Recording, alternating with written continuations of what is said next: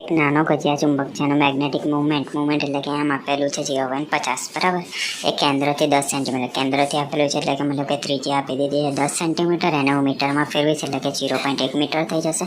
હવે એનું ચુંબકની અક્ષ પર અને એના વિષુવરેખા પર ઉત્પન્ન થયેલા ચુંબકીય ક્ષેત્ર શોધવાનું છે. તો પહેલાં અક્ષ પર ચુંબકીય ક્ષેત્રનું સૂત્ર શું છે? બીમ તો કે 2 ગુણ્યા μ0 m/4πr². આ μ0નો મતલબ થાય 4π ગુણ્યા 10⁻⁷ બરાબર. અને વિષુવરેખા પર μ0 m/4πr³ મતલબ કે અહીંયા આગળ ખાલી 2 ગુણવાનું છે અક્ષ માટે અને વિષુવરેખામાં અહીંયા આગળ 2 નહીં આવે બરાબર. આ રીતે ફોર્મ્યુલા યાદ રાખવાનું. 2 એવા μ0 ખબર છે 4 ગુણ્યા π ગુણ્યા 10⁻⁷ આ યાદ રાખવાનું. ગુણ્યા m આપેલું છે 0.50 છેદમાં 4 ગુણ્યા પાઈના છેદમાં r આપેલું છે 0.1 ક્યુબ. ઉપરથી 4π ઉડી જશે તો જે રહ્યું એ કેલ્ક્યુલેશન કરશું તો આપણને બી મળી જશે અક્ષ પરનો. વિષુવરેખા પરનો એ જ ફોર્મ્યુલા છે, ખાલી અહીંયા આગળ 2 નથી. μ0ની વેલ્યુ ખબર છે 4π ગુણ્યા 10⁻⁷ બરાબર છે ગુણ્યા 10 0.50 છેદમાં 4 ગુણ્યા પાઈ ગુણ્યા r આપેલું છે 0.1. હવે અહીંયા આગળ પણ 4 અને પાઈ ઉડી જશે ઉપર નીચે તો જે રહ્યું એનું કેલ્ક્યુલેશન કરીશું તો આમાં પણ વિષુવરેખાનો બીમ મળી જશે 0.50 ગુણ્યા 10⁻⁴ યુનિટ લખવાનો ટી.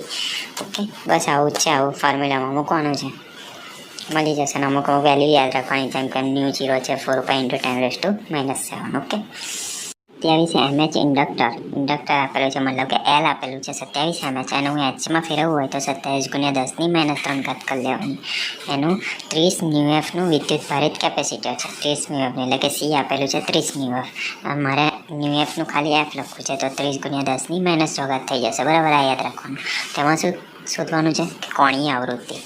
કોણીય આવૃત્તિ એટલે કે ઓમેગા એટલે કે W ને આવું કોડ કરી દેવાનું અને એની R ઓમેગા r જોતાનું છે. બેઠું સૂત્ર છે 1/આ વર્ગમૂળ LC બરાબર. 1/આ વર્ગમૂળમાં LC.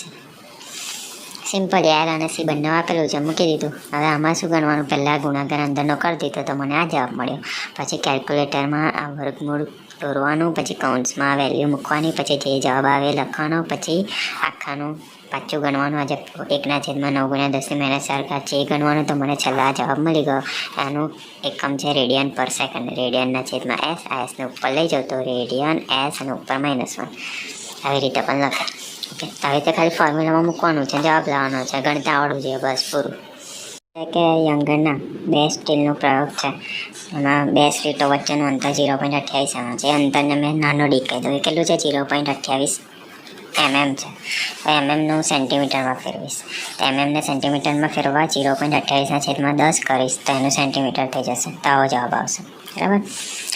અને એ પડદે 1.4 મીટર દૂર છે. હવે એ અંતરને મેં કહું છું મોટો ડી. એ કેટલું છે? 1.4 મીટર. આ મીટરનું સેન્ટીમીટરમાં ફેરવીશ તો 1.4 ગુણ્યા 100 કરીશું. મીટરને સેન્ટીમીટરમાં ફેરવા ગુણ્યા 100 કરવાનું તો મને 140 સેન્ટીમીટર મળે. ઓકે, હવે મધ્યસ્થ શલાકા અને ચોથી શલાકા વચ્ચેનું અંતર 1.2 સેન્ટીમીટર છે. હવે હું એને x કહી દઉં. કેટલું છે? 1.2 સેન્ટીમીટર છે.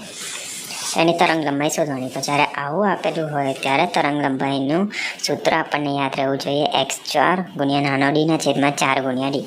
x4 આપણને ખબર છે 1.2 સેન્ટીમીટર. 1.2 ગુણ્યા નાનો ડી ખબર છે આપણને 28 ગુણ્યા 10⁻³ ના છેદમાં 4 ગુણ્યા આ મોટો ડી આપણને ખબર છે 140 સેન્ટીમીટર બરાબર. આ મૂકી દીધું ના ગણ્યું તો મને લેવડા મળી ગયો 600 ગુણ્યા 10⁻⁷ સેન્ટીમીટર. બસ પૂરું. અહીંયા આગળ x4 કમ લીધું કેમ કે ક્વેશ્ચનમાં આપેલું છે કે ચોથી પ્રકાશિત સુધી. તો હું x4 આપણે હવે 4 આમ કન્ફ્યુઝ થવાય ને તો ખાલી x એકલું લખીશું તો પણ ચાલશે બરાબર. તો x છે 1.2 મીટર ગુણ્યા ડી. નાનો ડી આપેલો છે, મોટો ડી આપેલો છે. બસ આ ગણીએ આપણને લેમડા મળી જશે તરંગ લંબાઈ. બસ આટલું જ કરવાનું છે.